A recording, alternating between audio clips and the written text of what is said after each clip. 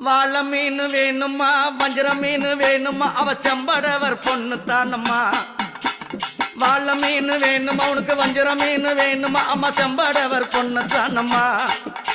அவ மீனவர் கோலத்தினிலே தாய் பிறந்தா அங்கே போய் கொஞ்சம் கேளம்மா.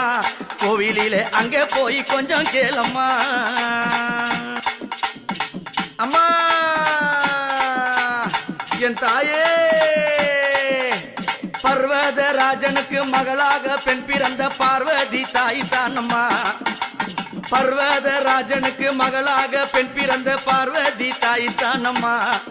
இந்த மலையனூர் எல்லையிலே கோவில் கொண்ட மந்தவாளா செம்படவர் பெண்ணு தானம்மா. அங்காளி செம்படவர் பெண்ணு தானம்மா.